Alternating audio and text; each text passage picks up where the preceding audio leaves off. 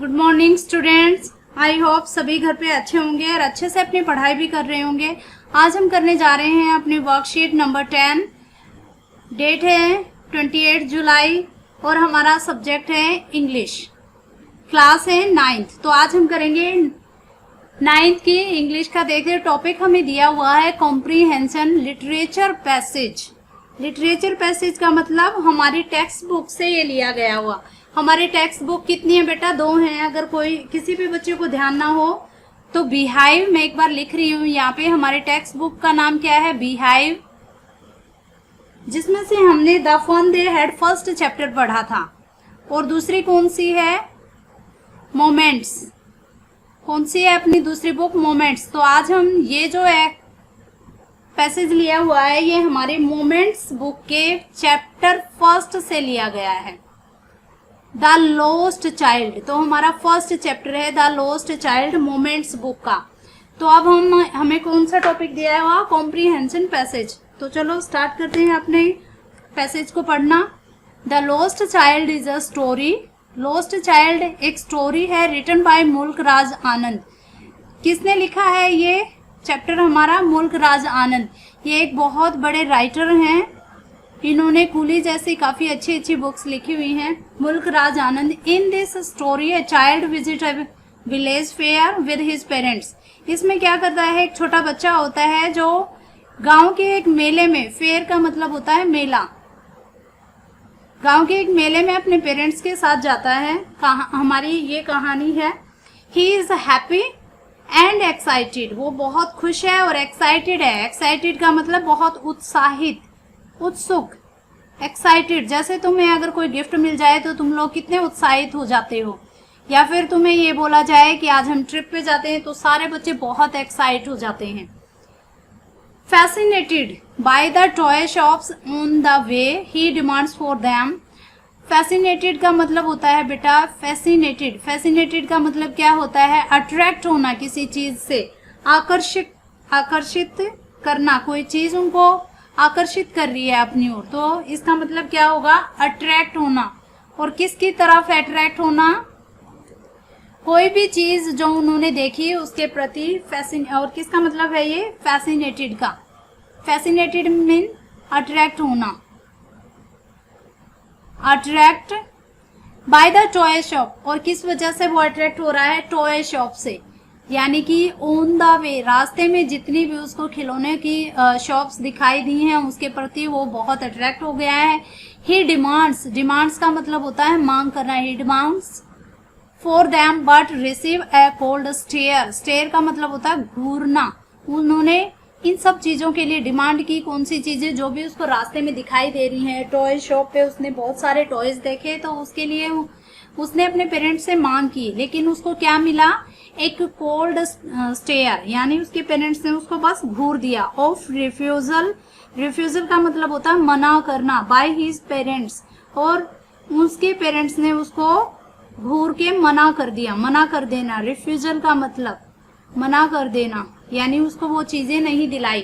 Then they pass through a mustard field. Mustard का मतलब होता है फील्ड्स होते हैं खेत, और मस्टर्ड का मतलब सरसों।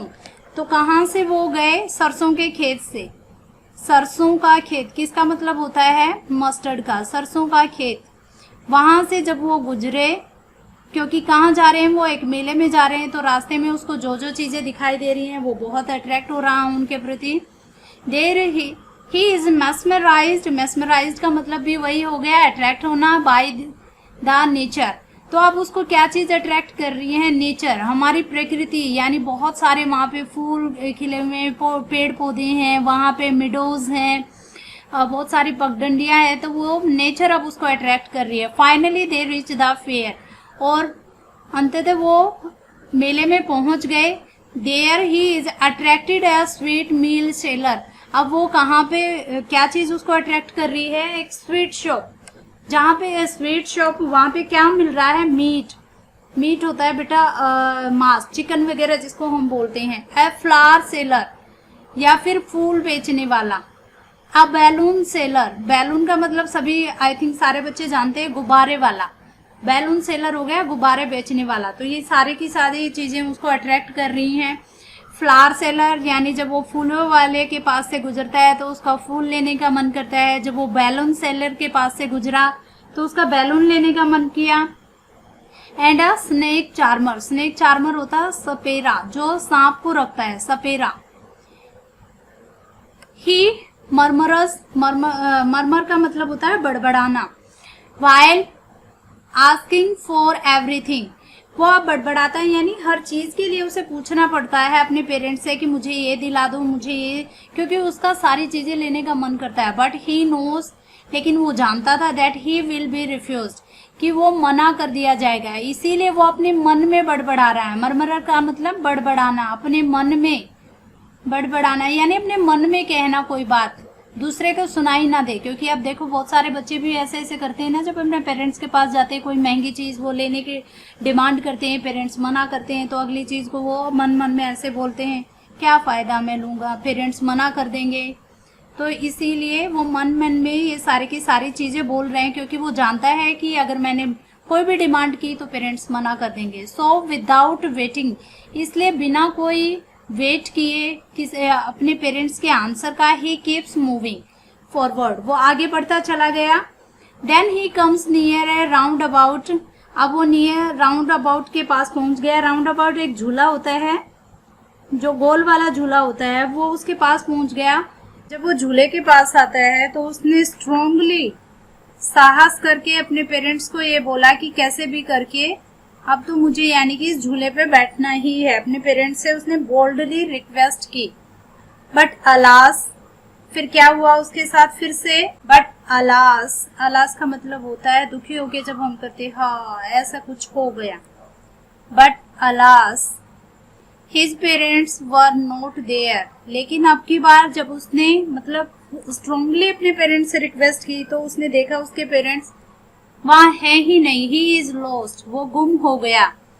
ही फ्रेंटिकली लुक अराउंड, अब उसने देखो चारों ओर देखा, एवरीवेयर, हर जगह है, बट कुडंट फाइंड देम, लेकिन उनको ढूंढ नहीं पाया। He approaches near a crowded, he approaches near a crowded shrine, अब वो कहाँ पे पहुंचा, एक श्राइन के पास। श्राइन क्या होती है, अब वो श्राइन के पास पहुंचा। श्राइन होती है, क्राउडेड का मतलब भीड़ वाली, बहुत ज्यादा भीड़ वाली, क्राउडेड भीड़ वाली जगह, यानी पूरा भरा हुआ भीड़। श्राइन होती है सराय, यानी जिसको हम बोल सकते हैं धर्मशालाएं वगैरह होती हैं, तो वहां पे धर्मशाला के पास एक सराय के पास पहुंचा। About to get trampled he shrieks in a loud voice and man, अब वहां पे जाकर उसने बहुत तेज आवाज में चिल्लाना शुरू किया अपने पेरेंट्स के लिए। And man comes to help, अब उसकी मदद के लिए एक व्यक्ति आता है वहां पे।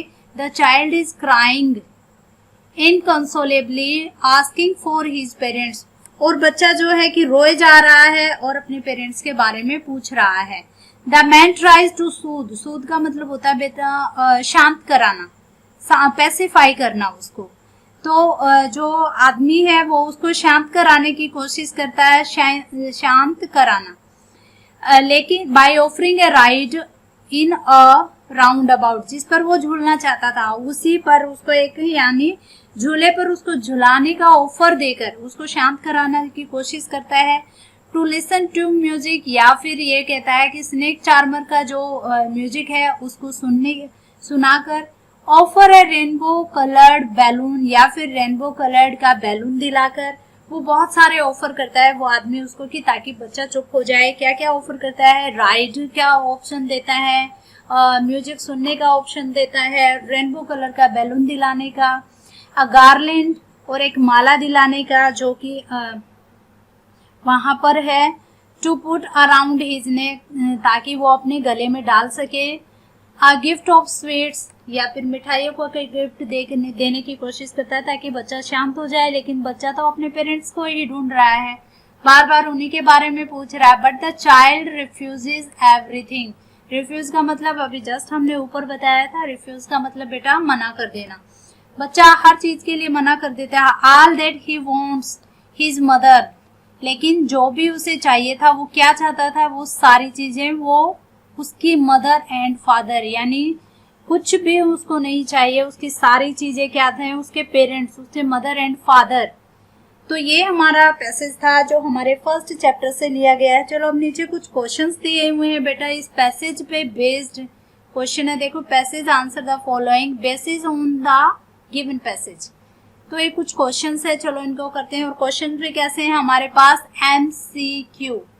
एमसीक्यू का मतलब होता है मल्टीपल चॉइस क्वेश्चंस। तो ये एमसीक्यू में दिया हुआ है, the child visited a dash with his parents, friend, school, shop, village fair. अपने पेरेंट्स के साथ कहाँ जाता है वो, विलेज फेयर। तो यहाँ पे टिक करना है डी पे। The father of the child dash his demand of toys. उसके पापा क्या करते हैं, उसकी डिमांड ऑफ टॉयज को एक्सेप्ट करते हैं या रिफ्यूज करते हैं या इग्नोर करते हैं या नन ऑफ दिस, वो रिफ्यूज करते हैं, मना करते हैं। तो हमारा बी ऑप्शन इज करेक्ट।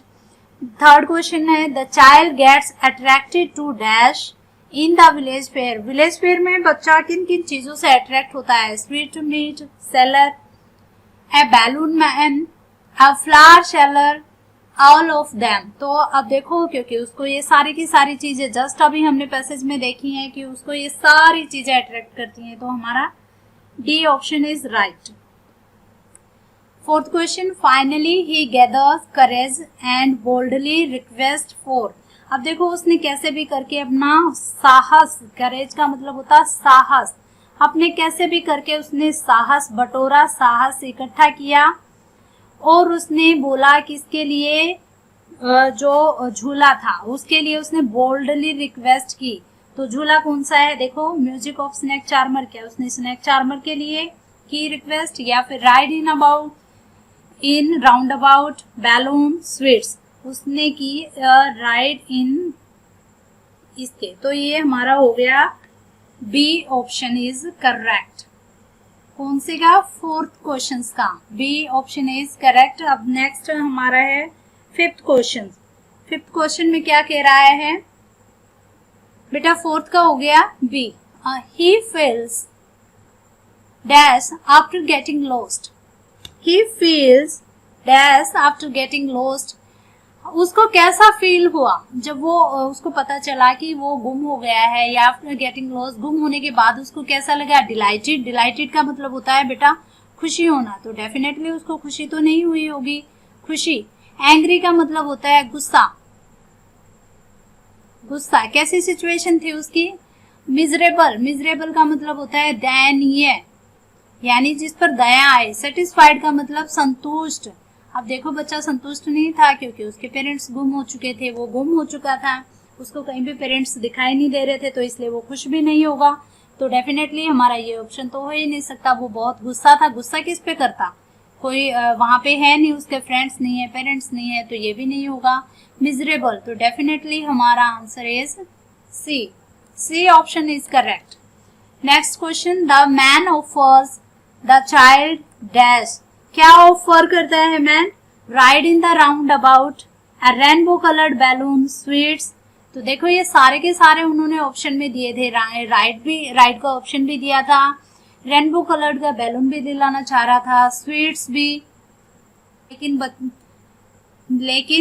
बच्चा है कि ये सारी की सारी चीजें लेने के लिए मना कर देता है, क्योंकि उसको तो क्या चाहिए, सिर्फ और सिर्फ उसके पेरेंट्स चाहिए। तो इसमें क्या है, हमारा D option is correct.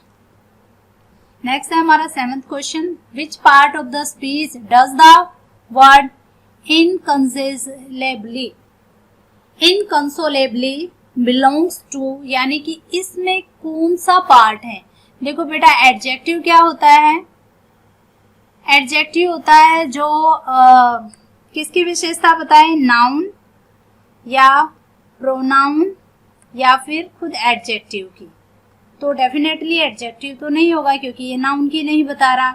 Verb नहीं है क्योंकि वर्ब तो हमारे जिस वर्ड के पीछे ना आएगा वो होगा। तो देखो, प्रोनाउन नहीं हो सकता, वर्ब नहीं हो सकता, एडजेक्टिव नहीं हो सकता, क्योंकि एडजेक्टिव सिर्फ किसको क्वालिफाई करता है, नाउन, प्रोनाउन और एडजेक्टिव को। तो नाउन नहीं है क्योंकि नेम नहीं है, और प्रोनाउन नहीं है क्योंकि ही शी इट दिस दैट नहीं है, तो एडजेक्टिव भी नहीं, तो किसको करेगा, एडवर्ब को। एडवर्ब क्या होता है, एडवर्ब जो वर्ब को क्वालिफाई करे, यहाँ बिलोंग एक वर्ब है उसको क्वालिफाई कर रहा है, तो ये यानी कि सी ऑप्शन इज करेक्ट। अब नेक्स्ट है 8th question, why do you think the child is crying after getting lost. तुम्हें क्या लगता है, तुम क्यों सोचते हो कि बच्चा रो रहा होगा अपने गुम होने के बाद। He is missing his parents, क्योंकि उसने अपने पेरेंट्स को मिस कर दिया था। He wishes to be reunited with them, वो उनसे मिलना चाहता था। He realizes the worth of his parents, अब उसको अपने पेरेंट्स की कीमत रियलाइज हुई, तो डेफिनेटली ये सारे के सारे ऑप्शन इज करेक्ट। तो हमारा D section is absolutely correct. ये थी आज की हमारी वर्कशीट, हमने बहुत अच्छे से किया और कुछ ब्रीफ स्टोरी हमें अपने फर्स्ट चैप्टर की देखने को मिली। तो इस वर्कशीट के साथ साथ तुम्हारा फर्स्ट चैप्टर भी कंप्लीट हो गया है, जो कि हमारी बुक द मोमेंट्स से लिया गया हमारा फर्स्ट चैप्टर। आई होप आप सभी को ये अच्छे से समझ में आ गया होगा। फिर भी अगर किसी भी बच्चे का कोई भी डाउट है या कोई भी वर्ड मीनिंग पूछना चाहते हैं तो हमें कमेंट सेक्शन में ज़रूर लिखें। वीडियो को शेयर कीजिए, लाइक कीजिए। Thank you, have a great day.